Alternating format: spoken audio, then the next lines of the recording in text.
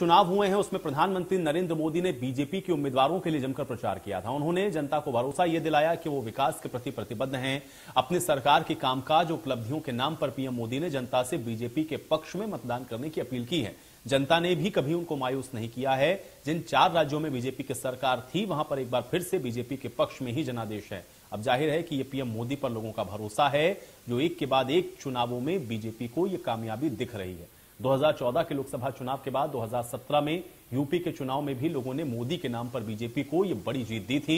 इसके बाद 2019 के लोकसभा चुनाव में मतदाताओं ने पीएम मोदी की अगुवाई में बीजेपी पर वोट बरसाए थे और अब एक बार फिर से 4 राज्यों में बीजेपी को जीत मिल रही है। यह साफ दिखा रहा है कि मोदी का करिश्मा जारी है, उसकी चमक फीकी नहीं है, वो और बढ़ती हुई बल्कि नजर आ रही है, क्योंकि उत्तर प्रदेश जैसे सूबे में या उत्तराखंड जैसी जगहों पर भारतीय जनता पार्टी अपनी मौजूदगी को दर्ज करवाते हुए दोबारा से सत्ता में वापसी कर रही है। और दोनों ही जगहों पर यह इतिहास है कि यहां पर पार्टियां रिपीट नहीं करती हैं, लेकिन उसके बावजूद भी, विपक्ष के इतने मजबूत होने के बावजूद भी, इतने बड़े मुद्दों को उठाने के बाद भी अगर भारतीय जनता पार्टी जीत रही है तो निश्चित तौर पर इसके पीछे कई बड़े ऐसे कारण हैं जो काम कर रहे हैं। एक बहुत बड़ा फैक्टर आपने देखा किसान आंदोलन, और उसको लेकर के जो सवाल हैं वो सरकार के ऊपर भी उठे, दबाव भी सरकार के ऊपर था। कृषि कानूनों को भी आपने देखा कि किस तरह से वापस लिया गया। उत्तर प्रदेश के अंदर लॉ एंड ऑर्डर को लेकर के कई सवाल उठे। इसके अलावा महंगाई, बेरोजगारी, ये तमाम ऐसे इशू थे जिसको विपक्ष ने पुरजोर तरीके से उठाया। लेकिन उसके बावजूद भी भारतीय जनता पार्टी आप देख रहे हैं कि प्रचंड बहुमत के साथ अपनी सत्ता में वापसी कर रही है। ये इस बात को दर्शा रहा है कि एक एमवाई फैक्टर जो कि समाजवादी पार्टी के साथ था और दूसरा एमवाई फैक्टर जो भारतीय जनता पार्टी का है, मोदी प्लस योगी का, वो यहां पर आपको दिख रहा है स्पष्ट तौर पर कि काम कर रहा है।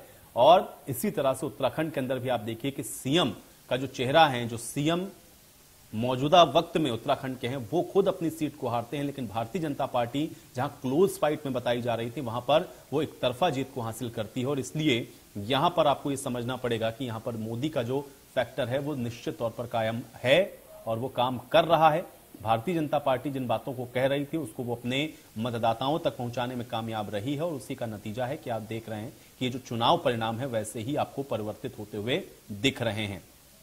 लेकिन आप मोदी के साथ साथ स्टेट के अंदर भी जो वेलफेयर के काम हुए हैं उसको भी नकार नहीं सकते, क्योंकि बड़ा एक वर्ग ऐसा था, चाहे आप उत्तराखंड के अंदर देखेंगे, चाहे आप उत्तर प्रदेश के अंदर देखेंगे, जो कि स्थानीय सरकार के किए गए कामों को लेकर के भी बहुत ज्यादा उत्साहित था। जिसमें उत्तर प्रदेश के अंदर भी आपने देखा कि लॉ एंड ऑर्डर को लेकर के भले ही विपक्ष सवाल खड़े कर रहा था, लेकिन एक बड़ा वर्ग ऐसा था जो कि ये मान रहा था कि लॉ एंड ऑर्डर की स्थिति सुधरी है।